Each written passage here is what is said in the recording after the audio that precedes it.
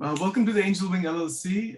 We're joined this evening again by Mr. Pratap Bhatt from Rochester, New York.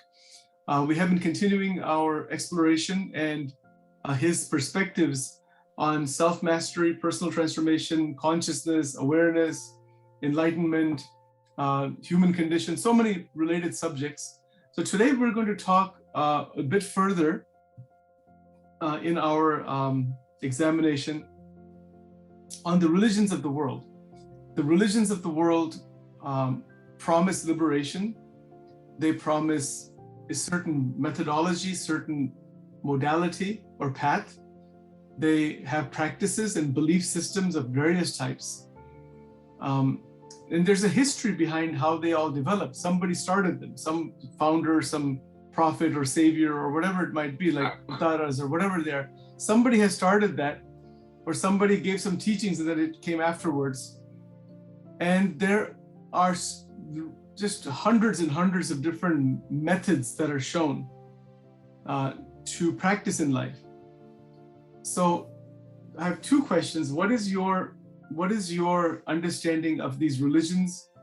Why are there so many different ones, first of all? So let's maybe start with that. Why are there so many different religions and so many differences among these religions also? That seems to be. What is your understanding of this? Yeah, as I understand it, that the different religions in different parts of the world, right? So then when people are born there, depending on the place, in the time in which they are born, they get conditioned growing up there. So that creates a religion in that particular area that's predominant. And there will be some other sections of that or other view of the same religion, and all that can happen by some people. But otherwise, generally, the religions are based on the conditioning of the people and how they value the system, how they do the religion. And also, as I understand that not all of the religions may have a goal, a single goal of realizing who they are like that. It may be just that there is God separate from us, and then we have to just do something, prayer and meditation or some other things like karmas, selfless acts, and other things that will help us to always please God, and God will do something for us to keep us well in health and wealth and all that thing. That is very predominant understanding on most of the religions, which are mostly process in time. That Yes. do all those things. Yes. In Hinduism also there is a progressive path, they call it traditional, where you do all those things. Not necessarily the realization. So yeah, so that's more activity-based, or sometimes what's called performance-based, that you do take all these steps and you'll get there. This is the basic idea, Yes. right? Yeah. So let's just stay with that just for a moment before we move to the whole idea about pathless and awareness and all that. Those people who are within all of these traditions, which is a large number of people within the human society, they may be on a particular path or maybe part of a tradition, maybe conditioned, whatever. But one of the biggest difficulties that occurs is lack of proper understanding of another's path, even one's own path. And as a result of that, there is divisiveness psychologically and then behaviorally, which then leads to conflict and even wars and all kinds of dislikes, and it leads to emotional or mental or behavioral states that are completely against the original teaching to begin with. Right. Very true. Very true. So can you elaborate on that, and what is that's very true. The purpose of the founder of the religion in a particular area is not always like that. They really have the truth that they guide people with, not necessarily who you are or what is God and all that, but just to follow God, like, through some people, founders, for example, Jesus Christ. So that is very, very predominant according to my understanding of word religion, what little understanding I have. And these religions, rather than serving the purpose, it just divides us totally. As you said, that our biggest thing of division is, one of the biggest thing in division is this religion also, along with the nationalities and caste and other factors. Because we are growing up, we always grow up by thinking that I am this body, mind based individual. And then that individual says, okay, my family is also me. Now, family is also not sufficient or strength. So then they will say, my community is all of us. The rest are not us. Then you grow, stay further, and then you will say, okay, my nation is what we are, and not the other nation. So we have to always serve our nation, even at the cost of wars and all those things. So instead of, for majority of the people, this religion becomes a big factor of division. And we have seen that throughout the history of human, that it was always wars, battles, and the conflicts and the sufferings and all of those things. In spite of religious people that may not be, really to truly understand the religion, their own or even the others. I think mostly their own, which is the big factor, according to me, it's a big factor of division amongst the nations, among the people. Okay, so even in a country like India, which has so many religions, and even in what we call the Indian tradition or Hindu tradition, there are, thousands of different paths, and it's just incredible. The diversity is just enormous. The question is really about conflict, because if you were to take a religion like Christianity, there are very specific doctrines and beliefs that are only in Christianity, that are not in any other tradition. And these other traditions would not agree with Christianity. And the same thing is true with Judaism and many of the sampradayas in India. Various sampradayas, these different paths, they're sometimes very tight in their belief system, and they believe that is they're trying to progress that way, but they pretty much reject everybody else. They just are on that side, or they might take something from others. So this is a very interesting question, because the question is really, is it possible to stay on a particular path, particular doctrine, particular perspective, and not dislike others who are not on that path or perspective? You see, so this is a question of the mind. This is the question I have for you. How does that happen? How is that possible? Or is it even possible that when a person is part of a particular tradition, any group, any doesn't matter, whatever it is, can they still be part of that without conflict? Or is conflict always going to be there at some level? I think that the way I understand is that the conflict has its root in taking my religion as the best religion. and others are different than this religion. So this doesn't let the person understand the real meaning of religion. What is religion itself? What is it to be a religious thing? It does not allow them, and it becomes the big factor in absence of all this thinking and everything that I consider, or people consider themselves as different, and my religion is correct, and the others are not correct. Instead of placing all the attention to understand one's own religion so thoroughly, and if they do that, then they will find some really leaders kind of thing, like we have these swamis and mahatmas and good people, you know, it's starting with different religions, a different religion in the sense that different section of that Swaminarayan and Hinduism and Vedanta and all those other things are there.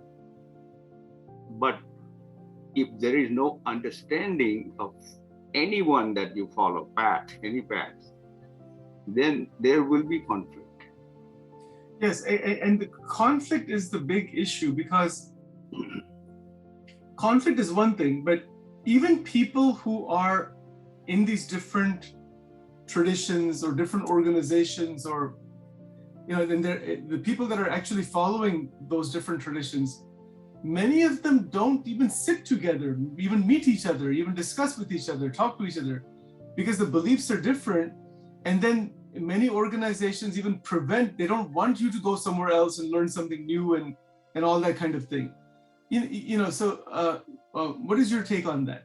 My take on this, that it just that we don't keep our minds open, you know, to learn from whatever the good points is from any other perspective, any other religion, let alone the perspectives. So there are always some good points in every religion, of course, that the founding father always established.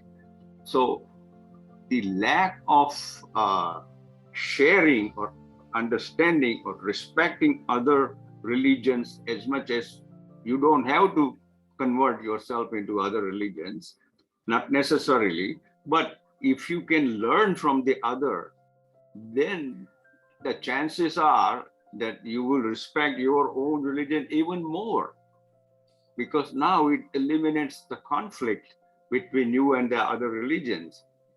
So that to some extent, the conflicts are resolved once you try to respect other first, and then you say, okay, let me see what are the good points there also, that I can bring it into the practice here in my religion.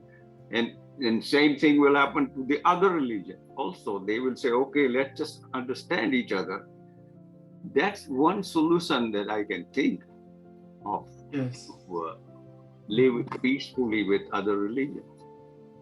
Yes, yes, exactly. Because if you take any one scripture, I mean, you can take the Gita, for example. Right. There are so many commentators, so many interpretations, so many different ways of seeing. And that's natural. I mean, obviously that's natural, right? Very, yeah. That's natural. It seems to me that should be cherished, that all the different perspectives that come, that's a great beauty in that. That's a great beauty, right? Yeah. There's a great beauty in that. But what can happen is when one is following a particular track or a particular perspective or interpretation, like that happens with the Bible also. You've got so many denominations in Christianity. There's right, yeah.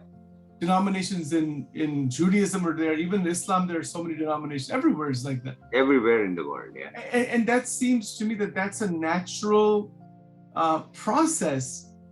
It really just indicates that people actually have their own perspectives that are innate to some extent, and then they're seeing the scriptures through that innate awareness, and that's why they have different sects, because they're seeing it in their particular way.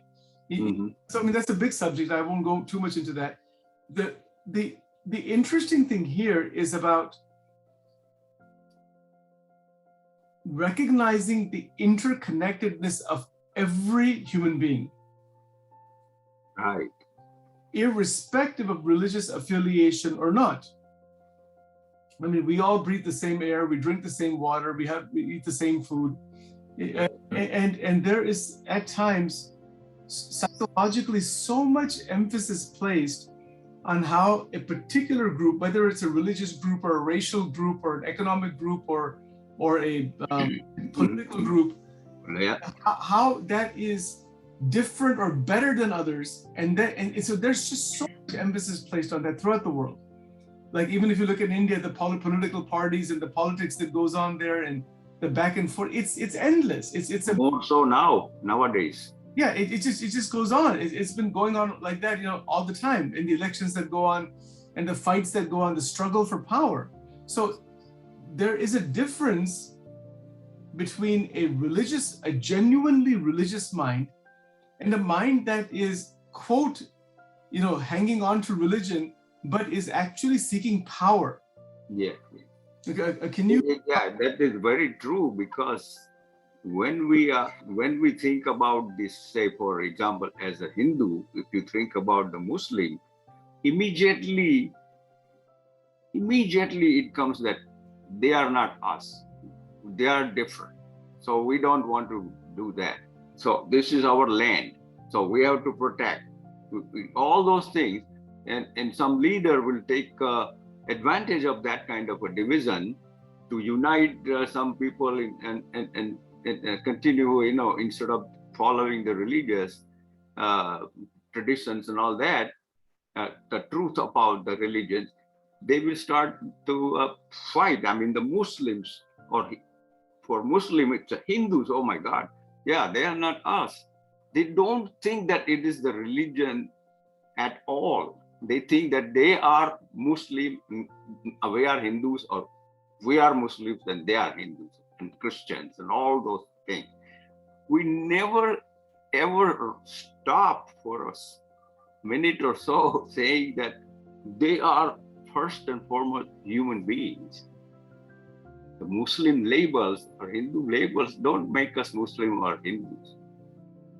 That doesn't happen, and immediately we are, the conditioning tells us that no matter what, we don't care for their religion. We don't want to understand from each other. We want to just and the religious leaders also, they promote that kind of thing. Division. They promote the division. Mm-hmm. Well, it's very interesting. So I'll just share with you my perspective on some of this. And over the years, and you and I have talked about it before also, but I just wanted to share with you and see kind of what you think. Yeah, sure. And kind of get your perspective. The analogy that I like best is of universities. So for example, in Delaware, we have University of Delaware, then we have Delaware State University. We have 3 or 4 universities here. Maryland has so many, Pennsylvania. Every state has so many universities. Every university has a department of chemistry. Mm-hmm. It does. But it would be ridiculous for University of Delaware to say that our department of chemistry is the only one that knows chemistry. Yeah, it's absolutely, yeah. It would be absolutely, it would not even be considered as a university if they started saying that. Yeah. In fact, students who go to the Department of Chemistry, they're enrolled in the bachelor's program, let's say, and I'm drawing an analogy here. Mm-hmm. The teacher is going to say, the professor is going to say, yes, this is the syllabus, this is the textbook we're going to use. So there is a syllabus, there is a textbook, there's one textbook, maybe another textbook for the lab. And when they're asked to do research, they have to have minimum 10, 15, 20 references from an article from other sources. That's why massive libraries are there. Yeah. But never a statement is made by the chemistry professor that chemistry belongs only to this department. Because the reality of chemistry is impersonal. It's beyond any one department. But the department, the professors, the textbooks, the laboratory, the language being used, the symbolism in the chemical reactions, all of that is a means to the realization of the actual reality of chemistry. That's exactly right, because the chemistry is the same, whether it is that university or that university. So Doesn't that matter. does not even pop up in the minds. Yes. What pops up is that my university, and this has to be the best. Right, exactly. But even though the universities compete and they do all that for grants and all that, but they cannot claim that chemistry belongs to us. Yeah. Right? Exactly. These are all the but in the religion, but in the religion, what I'm trying to say is that even in these departments, in university departments, nobody is going to say that this subject belongs only to us. They can, we discovered this extraordinary particle, and then they get credit for that, and that's a different. But that particle doesn't belong to them. Right. E equals mc squared doesn't belong to Einstein. He was the medium that awakened that into that realization of that equation that's already there. Yes. It doesn't belong to Einstein. He was an instrument for that to come out. Right. Exactly. Right. So similarly, this kind of approach regarding truth, we can use the word God, truth, consciousness, higher reality, higher consciousness, the Brahman, call it anything you want to call it. Anything you want to call it. Whatever, Allah, Ishwar, any name you want to call it. Yeah. Murti will say unknown, whatever you want to call it. All of these people in all these religious traditions, this is my perspective, that they really can take the approach taken by simply chemistry or biology departments, that yes, there is a book. You can say start with the Bible. You can start with the Gita, start with this, or start with the Guru Granth Sahib or the Quran. Start with that. But how can anybody say that the full truth of what is the actual truth of God is only in this one book? Yeah. How can anybody say that? Okay, yes, you're right. But that's what people do though. There are quite a few number of people throughout the whole world, they say that this one book, whichever it is, this is the only book. I mean, what that sounds like to me is saying that chemistry professor says, okay, the chemistry professor in the department has written one massive chemistry textbook, but they tell the students, you read this book, you don't read any other book, this is the only chemistry, that's it, there's no other chemistry other than this, and everything else written by all other departments is insufficient, it's not as good as this, it's wrong even, and in the more extreme cases, some of these religious groups will also prevent reading anything else that is not part of their particular belief. I've come across these people in every tradition, and those who are deeply within it, and I won't give any names here, but I have seen this, I've actually seen this, that particular organization, whatever their books are, those who are staunchly devoted, they are pretty much told not to read anything else other than what that organization is teaching, or that particular group or denomination, or like in India, the various religious denominations, the sampradayas, the more tightly bound they are, they have hundreds and hundreds of books, and they just stay in that. And even the slightest idea that is contrary to that, there's a reaction that this is not us, this is us, me versus you, me. I mean, I have seen this. I have seen it, and thank God I was able to come out of all that thing, or I didn't get too much more deeply involved in this kind of stuff. But it's there, and I wanted to kind of probe your brain on this one. That what is the solution to this? Because there are great things in religious paths, great scriptures and ideas and devotional songs and amazing things are there. But there's this sense that we have the truth and others have less of the truth, or they don't have the truth, or they have something less than what we have.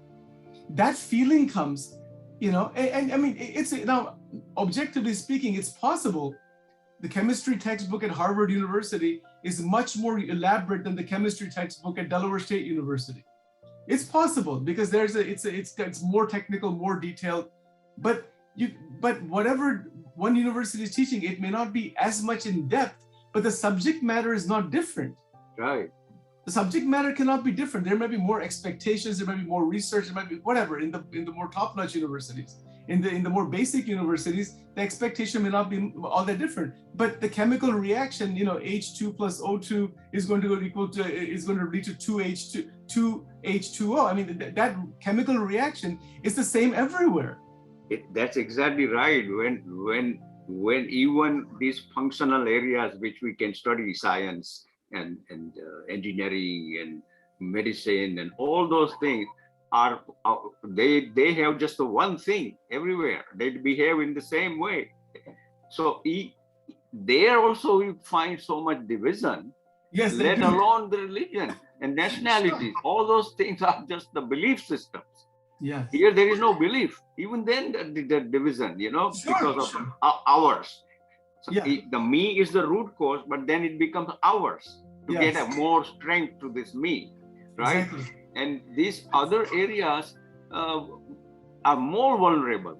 Yes, yes. And what's interesting, there are individuals, and see what you think about this, individuals who come out of that me structure, even in the research facility, university, they are awakened in that research mindset, and something new opens further, which is the creativity that opens when they're not in that me structure.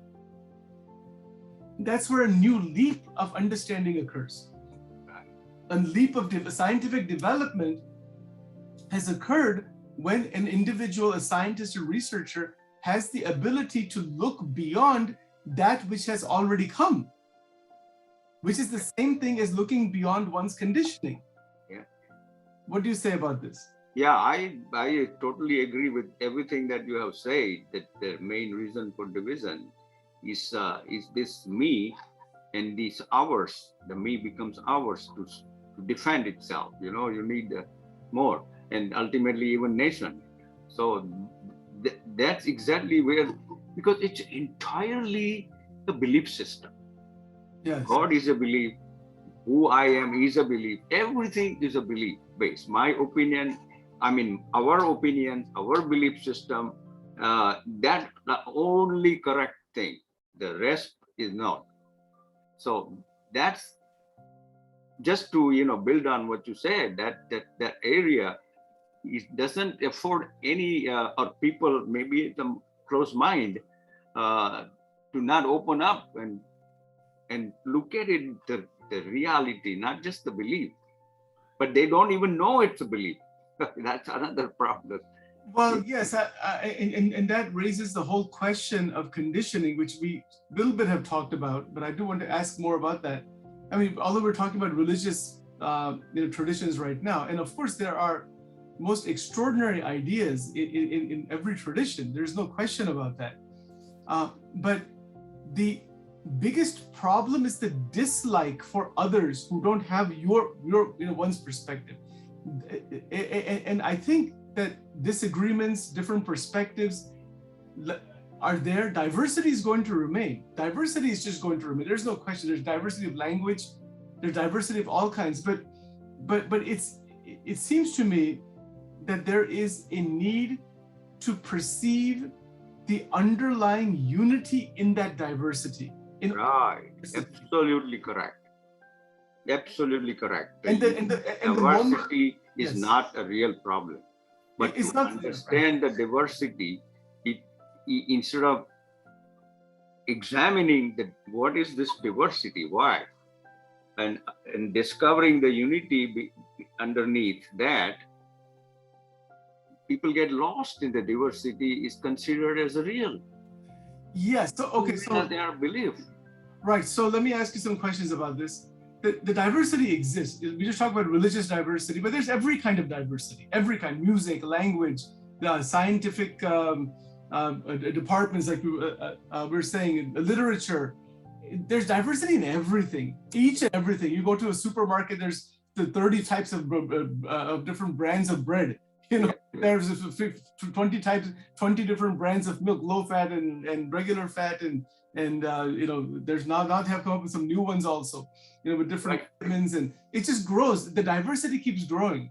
So there is the cherishing of diversity without conflict.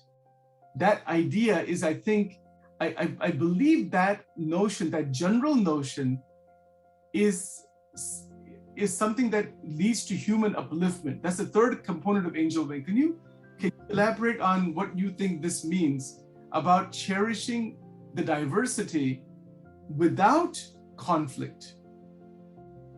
Yeah, the way, that's the reason why I'm following this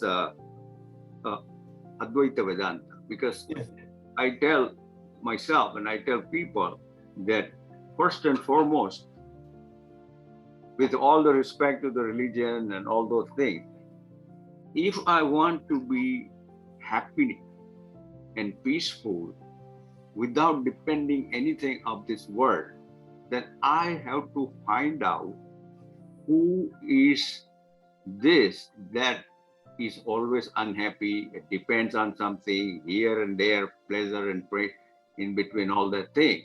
So with all the respect to the beliefs and the religions and all that, but that doesn't make you happy, right? So then now is the time to inquire and find out the reality or the unity of this diversification by examining yourself, God that you believe to be, and the world. Anyone, we start with that. The whole idea is to pursue and find the truth of who you are, or what is this world, why we are here and all that. If you have that interest, more than whether you call it a religion, or you call it the Advaita, or you call it the Vedanta, or you call it Christianity, or any label you can give. But underneath all label, everybody is seeking peace and being happy, right? So that's what I think is the solution that I can, talk about more, because it has helped me tremendously. And we know that there are great sages and saints that have preached this, our oneness more than anything else. That's very, very true. So I have some questions for you. Many people who are inside a particular belief system, and even Dr. Chetana talks about this a lot. She talks about belief systems, and that's what they're systems of belief. They're patterns of behavior and thinking and believing and whatnot that may have a great deal of benefit for people, no doubt.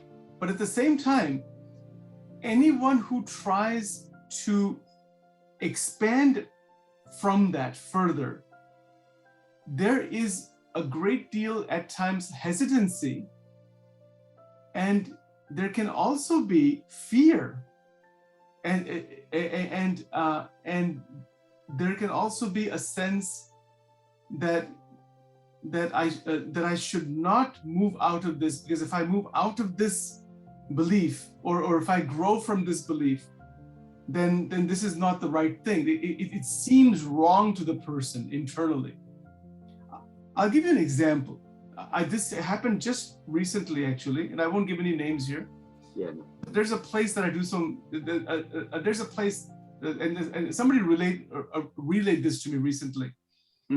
There's a place here that serves, certain food insecure community, and different organizations and churches and denominations and different organizations, nonprofits, they come there and they provide the meals for the homeless community. So recently I heard from someone over there that an individual who was coming there was part of a particular religious group. I won't give the name or anything like that. And that person was coming there for almost 2 years or so. But somebody told that individual that you serving over there is like a non-denominational thing, or it's not part of our, it's better that you spend your time serving our people and not people. So that person stopped coming as a volunteer. I just heard this I just heard this like a couple of weeks back. Oh, I see. You know, and when I heard that, I mean, it's really something because I was then introspecting, looking within myself, you know, what is the mindset behind this?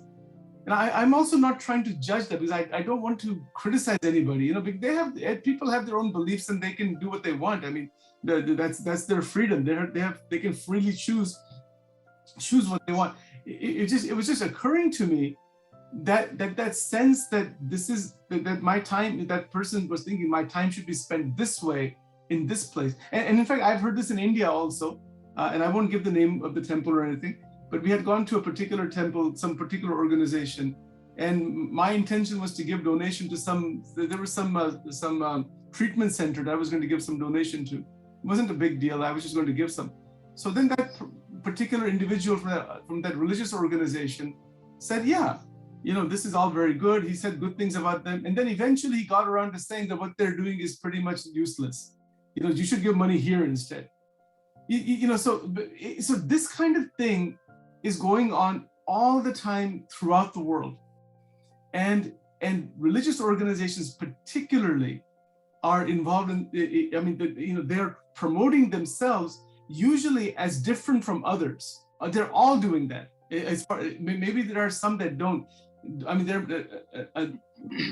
are even organizations that you know, promote non-duality and whatnot, but they're still within their particular gurus and particular scriptures and interpretations, and you know, that complete openness may not be available because they're still within an organized structure. I mean, someone like you or someone like me that doesn't belong to any particular organization really has the freedom to learn from all, grow from all, develop our own perspective. You know, we're not bound by that, because once we become materially or financially or our livelihood is dependent on an organization, then you don't have a choice. You have to follow what they're telling you to do, right? So anyway, your thoughts on what I just stated here.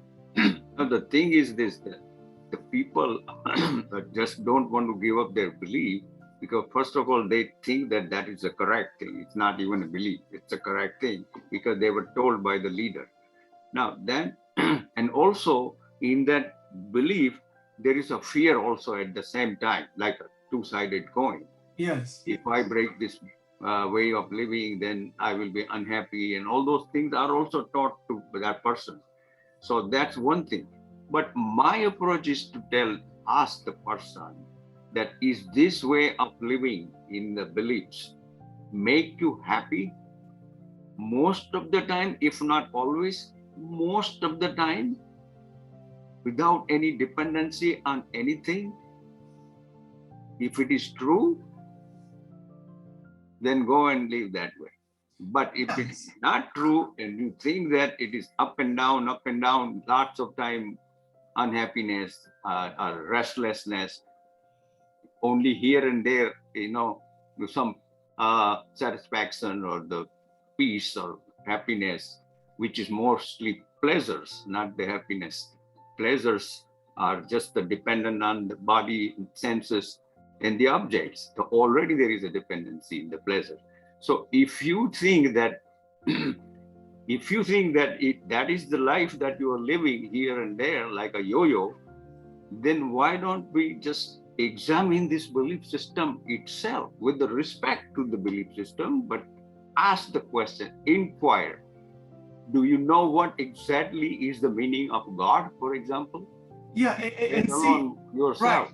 Right. So along those lines, you know, because we've been talking about inquiry, the path of inquiry, that when an individual is a student, that individual is open to discover what is the truth, self-discovery, as Dr. Chetana has mentioned many times, the self-discovery, that attitude of self-discovery, it actually enhances interconnection with others. Right, exactly, yeah. Mm-hmm. Right? So the attitude of self-discovery, and yes, that whatever one's beliefs may be, we may start with that. I mean, you know, for example, like in India, they consider the Gita as so holy, and people actually have they put in the temple, and some people worship, and I mean, you know, all that thing is there. But then if you go further, and the fact of the matter is that the Gita and its teaching is for the whole of humanity. It's not about Hinduism or anything. Right, exactly right.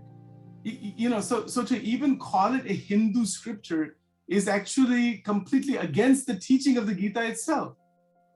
Yes, and it, at the most, it's an incidental way to tell, you know, for convention, practical, that, okay, this was born in India and all those things, you can say. Yeah, but deep down, knowing full well that it is totally free of any ism. Exactly. And that is the interesting thing, because these traditions develop over time, and they're transmitted, and that's where the conditioning occurs. It's interesting because in a broader sense, the mind is conditioned completely by language, by culture, by tradition, by everything. But it seems to me, as we are growing, if a person is growing in their religious path, then it seems to me that they would become more aware of the conditioning and actually take from what's there to discover truth. What do you say about that? What very important aspect of this kind of inquiries and in proceed to the truth is to make people, or yourself first, and then the people aware that they are conditioned. And that conditioning is based on how you were raised in the place, in the time in which you were raised like that. Sure. So that is a conditioning that you call yourself. Yeah, this conditioning, which is labeled, for example, Hindu, right? It's a Hindu way of getting conditioning and value system, all that. It's labeled only Hindu. But then you have to inquire that this conditioning becomes you. Right. That limits you to just that only, and nothing else in the world. Yes. And that you take that yourself as a real, and you forget that you are conditioned, all those things. The minds are conditioned, and they, as conditioning, there are so many good points that you can use it, you know. But if you identify with that, and then you consider yourself as not even knowing that I'm taking myself as a conditioned human being and limiting myself. Limiting myself is the big problem, is the bandhan or the bondage. Anytime I see that when something is limited for whatever reason, you know, for example, I'm limiting myself to the body and the mind, then it's not natural. And that's the reason why there is a suffering and there is a uncomfortable feeling and all those things that you need other people, all those things, you know, because you're lacking so much by doing that. So rising above that, freedom from this kind of limitations. Yes. I would even say not freedom from the body, mind, or anything. I'm saying freedom from these limitations is the most important thing that the human can do to free himself or herself, which is a great service in itself to the humanity. Which actually is love in the real sense. Oh my God, yes. Exactly. The love of the mind is not really the love. It is just an opposite of hate and all that thing. Or the hate is the opposite of love, depending on what you really want. Right. But that is so conditional. Being opposite always is a conditional. So that conditionality is the problem in our division. You know, it adds more to the division. So what we could say is that a love that doesn't have an opposite, love that is existence itself, is the culmination of religious practice. That religious practice and religious beliefs and all these things, they actually culminate to a state where there is just undisturbed love. Right, very good, because then that love manifests as considering everything as you, all existence. Everything is one, yes. Yes, yes. That's the most important thing of the aspect of the unconditional love is everyone is me. And really, interestingly, it's one thing to say that there is love for another, but it's, I think it's maybe even more accurate to say that there is just love within which everything exists. Right. I can say that. Yeah. As opposed to saying, I love you and I love this and I love that, we could say that there is just this undisturbed, endless love, no boundary. And within that, all of creation, all of existence is there. I give an analogy of a flower. This flower is spreading fragrance, regardless of either beggars or the king or somebody cares for it, somebody doesn't come, does not matter to it. It just fragrance. It's giving fragrance unconditionally, regardless of anything. Yeah, so that's how this love is. The analogy of an incense stick. In India they use the incense sticks for the religious ceremonies. So that incense stick analogy is a beautiful one, which I always like to share. I'll share it here. That the incense stick, once it is lit, once you light it, and then when the fragrance, the smoke is coming, the incense stick is burning and giving fragrance to everyone. Yes. So self-burning. Yeah. Yeah. So that burning this is an analogy that an enlightened being, an awakened being, is constantly giving the fragrance of that enlightenment by going through personal transformation and transmutation. And so that burning is what it is, using one's energy and transmuting it into the fragrance that is love. Light, exactly. What do you say about this? Yeah, exactly. That's how I say. I have learned something from my teacher is that first and foremost is the peace, unperturbed peace, but doesn't depend on anything. So you're always at the peace, like a bliss kind of thing, Yes. And then when we understand, then all the peace, when it comes and works with the objects, as the objects also itself or himself or herself, the objects also provides the celebration. So now I call peace in motion is the happiness, and the happiness at the rest is the peace. They are not different. Yes. So now,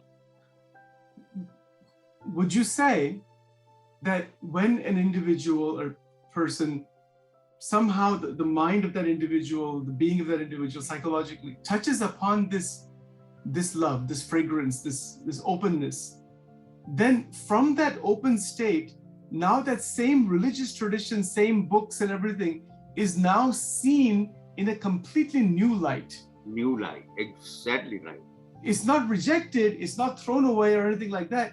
You can actually see the truth behind the language and the analogies and the tradition. Right, yes. Exactly right. And if, for that matter, if there is another religious book, that also will be read with the understanding now. With one has the understanding, and then he can say, oh yeah, this also is the same, or maybe a little problem here and there, all that thing. But yes, you're right, it's not the scripture makes me enlightened. It's that I understand, and then I say the scriptures are correct. And also why they're written in a particular way, to whom they're written, the time and place and context and the original language. I mean, that's the other thing.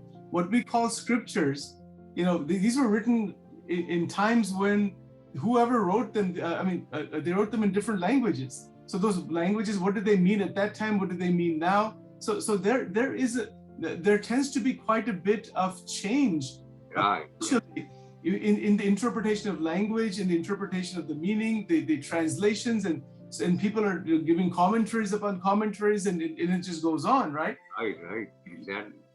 So the other interesting point here is that since the advent of all of this technology, like tape recorders and camcorders and TVs, and since the advent of all the technology from the 50s and onward, 60s, etc., there have been so many sages and saints and people who have been great teachers, but you'll notice something, that since the advent of technology, Yes. not a single person has been worshipped as God. Say that again. Not a single person is worshipped as God. Now they may consider it as guru or great respect and all that thing. Yeah. But they're not actually worshipped as God. But before the advent of technology, so many people even today are worshipped as God. Yeah. God or incarnation or prophet or this, whatever it is. Yeah. But so for example, if you take,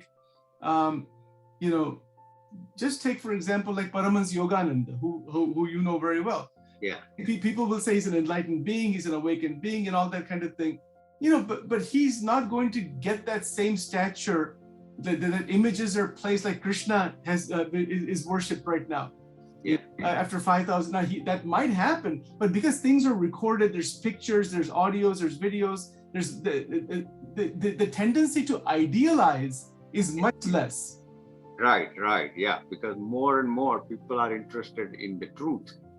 And now there is a little more understanding of God also. Yes. So worship depends on the understanding of God. Yes. And also the tendency to idealize people. Yeah. And turn them into divine beings and whatnot. Yeah, to idealize also is reduced now. It's reduced quite a bit. The advantage, with the advance of the technology and all that. So it's very interesting. Yes, exactly. So it's very interesting that the idealization is reduced. In fact, idealization is actually a massive distortion. Is what? It is a massive distortion of truth to idealize someone. Idealize someone.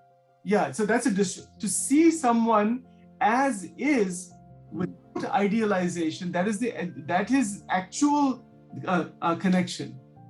And that is exactly what these truly realized saints and sages that we come across are telling everybody that kind of thing.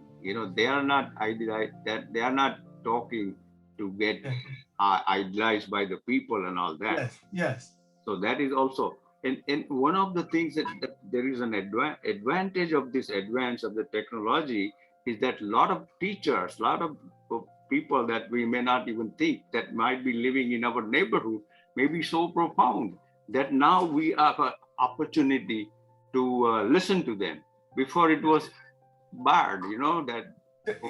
Exactly. And see, along those lines, Pratapji, the Angel Wing program is putting everybody on the same platform. Yes. We are all going to sit together as friends, as human beings, as fellow human beings, whoever we are, and we are going to respectfully try to explore what is truth. The truth. Yeah. What is truth? What is self-mastery? So many questions are there, but the platform is not hierarchical. There's Yep. Equality. That is that's an extraordinary thing, because where do you find that? The only place that I have actually found that is in the Krishnamurti dialogue groups. Yeah. Other than that, as far as I know, I have not found any place where there's no hierarchy. Everywhere there's a hierarchy. Even in the Advaitic organizations, there's some guru, some sannyasi, some teacher. That's the thing about the organization. When you organize the truth, then you have the hierarchy. Like somebody knows more than different people and all that thing. So, but that's only incidental. It's not like you really have to do that, otherwise you're gone. Right, It's exactly. not like that. The whole purpose is like Krishnamurti, for example. I don't mind calling him a leader Yeah. I don't mind. Because incidentally, he's not a leader. He says that he's one of us. Yes, and actually, like if you were to take someone like Vivekanand Swami as an example, he spoke quite often. He was very evolved in so many ways, you know. But I don't think he would consider himself above anybody. No, Not at all. Now, people might consider him as guru and teacher, and you know that's on them. But yeah. but he's teaching Vedanta. He's teaching Bhakti and Gnan, and he's teaching whatever he's teaching. You know, he's not considering it that way. But it's interesting that as organizations develop in every tradition, these great sages come, and then there's a tendency to follow, and then to create these organizations. These organizations are, I mean, they're needed to some extent as an introduction, but see, but they need to provide, and they don't usually. They don't provide what we're trying to provide. Bring everybody in the same platform. Don't have any hierarchy. Now you may, like for example, Pratap, I have tremendous respect for you, love for you, affection for you. Same here. Yeah. I've learned so many things from you. I mean, since those time we first met, you know, in Maryland and all that. So I can say, okay, like I have a lot of bhav and affection and all those things, right? Mm-hmm. But interestingly, that approach that I really learned in those Krishnamurti dialogues and all, that provided a very new approach to discovering truth. Right. You know, it is where we're sitting together, completely open, and that was so different for me that I had never experienced that before. Yes, yes. You know, very important point that you pointed out, that any organization with the aim of what you just now said, is to put everybody in the same platform. That's the most important thing in an organization. Even Yes. though apparently there might be some hierarchy, but you know, like Krishnamurti dialogue, we all are at on the same platform. You know what's interesting, and I won't. Yes, I won't give the name here, but I find this very interesting. There's a particular lecture on YouTube. I won't give the name here. It's deep into Advaita Vedanta, and tremendous lectures are there. But in that individual's lectures, you will find maximum references. You'll find references from so many places, but you will not find a single reference from a parallel organization that is teaching Advaita Vedanta with a different Guru Parampara. Because you find that, I find that very strange, is that it's exactly the same teaching. It's coming from the same original teachers, but because there are there's a different paramparas or different organizations, they don't want to give even one name of the other person, you know. Now, and I've seen this throughout, and to me, that is a restriction, unfortunate restriction in these organized groups, you know, because they have some level, at some place they have this restriction of not bringing some ideas inside there. You know, the whole idea of openness, like an angel wing, we are open all the way around. We want to hear from everyone, from every angle, from everything, and that level of openness, I have not found that anywhere. Maybe you have. I don't know. Not that level of it. You know. So, yeah, I mean, and it surprises me that even the organizations that are teaching Advaita Vedanta, they are also having these kinds of restrictions. Yeah, that is I don't know, Paul, unfortunate. That is a fact. So, with what kind of intention is that leader has, it depends on that also. But also, and the person may want to talk about so many others, but the organization may not allow them to also. You know, that is a different thing totally here. Yeah, but that's the whole point, that when you are dependent for your livelihood on an organization, you have to follow some structure set by that committee or the board or whoever is setting that. You know, and this is why in Angel Wing, we the people who are coming on board, they are participants, and we don't charge anybody at all. You know, I mean, unless we hold a retreat or something, there might be a minimal charge for that in the future sometime. But everybody's on the same platform, and there is no preset system that is set that you have to follow this way. we are setting some ideas like self-mastery, personal. These are Chetana's ideas, and then I've been supportive of that. But we're putting them in an exploratory modality, not in a hierarchical modality. Right. Yeah. So I just mentioned I agree with you. That's You know, a very good goal in mind behind this whole thing that you're putting together. and Pratapji, the idea of each person taking responsibility for his or her evolution, whether it is through a religious organization or a religious path or a meditation path or no path of any kind, whatever it might be, each person has to discover for themselves where is their transformation, what are their goals. We are opening the door in many different ways. It's up to them to decide. Yeah, so the problem sometimes I see that when we have certain teaching and then you put a label, right, Advaita, for example.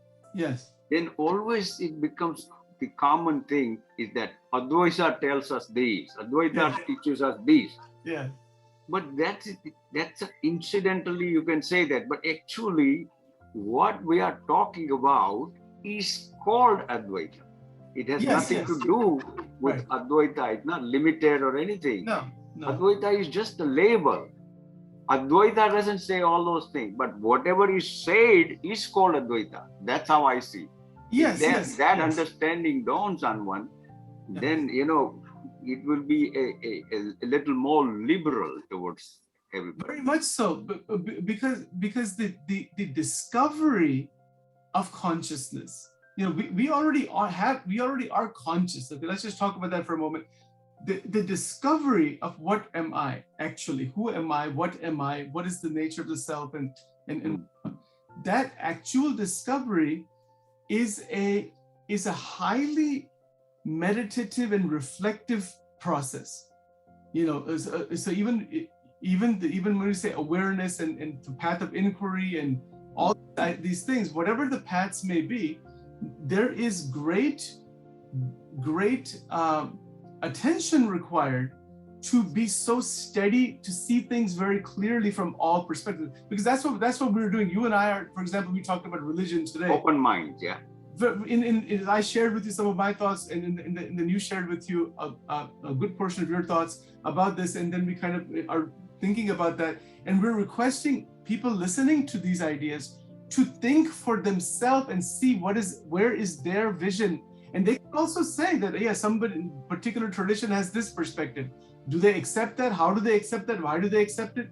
It's up to them, right? I mean, each person has freedom to accept a particular religious belief or path. And each person is also freedom, hopefully, to evolve beyond that. Yeah. You know, so bondage and freedom, we talked about that last time, that there are so many levels of freedom. And it seems to me that ultimately, and I can ask you about this, that complete freedom, you know, that Krishnamurti's idea about freedom from the known, I mean, that thing is at the incredible level, that the entire structure of the mind, you're freeing yourself from that. Yeah, can you make some comments in the next few minutes? Freedom from the known is the most powerful, and Advaita says that this freedom from the known is the freedom from the mind, really, because everything known is in the mind, right? Yes.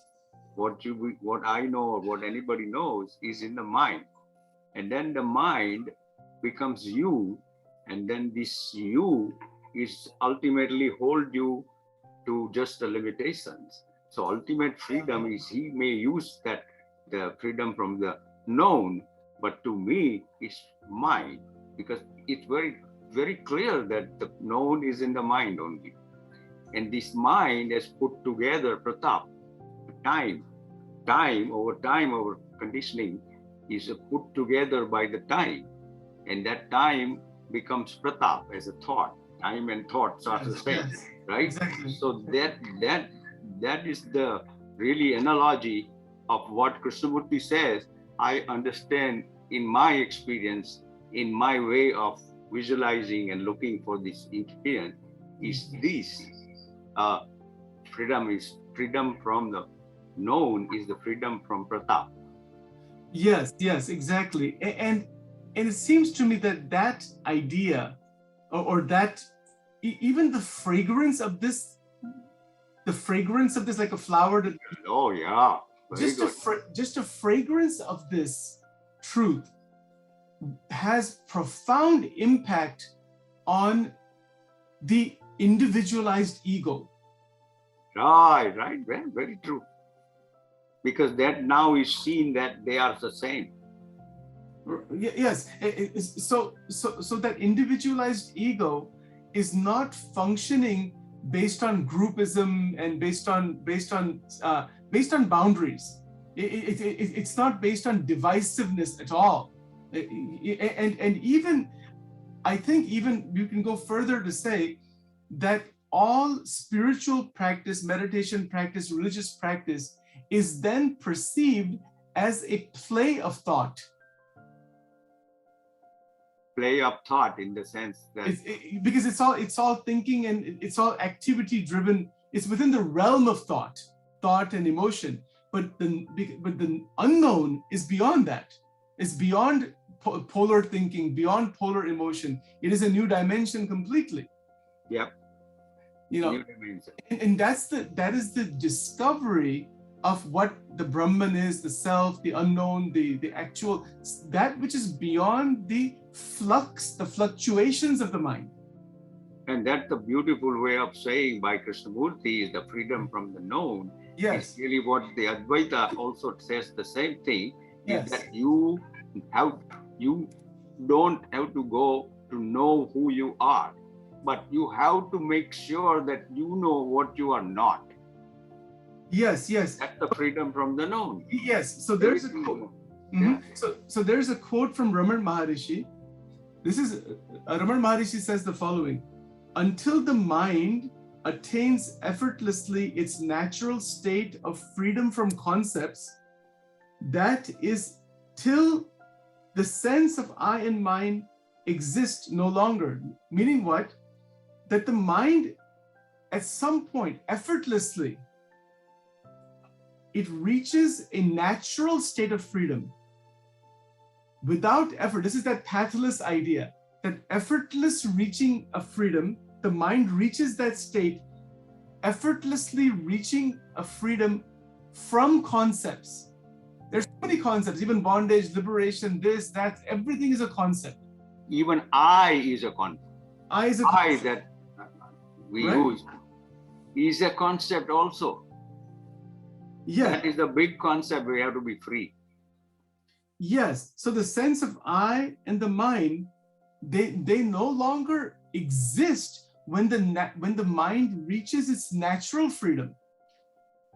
That's a tremendous thing, you know. So yeah, but the natural freedom, mind reaches the natural freedom by taking a knowing that these I thought, he was very big, Raman Maharishi is very big. The mind is always implicitly or explicitly is I. And then when you see that I is nothing but identification of the consciousness itself with the mind and the body imposing your limitations, then that concept of I falls away in the sense, then that is what he says, that when mind is free, because otherwise the mind, you have to know that the mind is being witnessed whenever there is no identification, because it's the same consciousness that either identifies and acts in the not knowing, or it knows that I am not this I.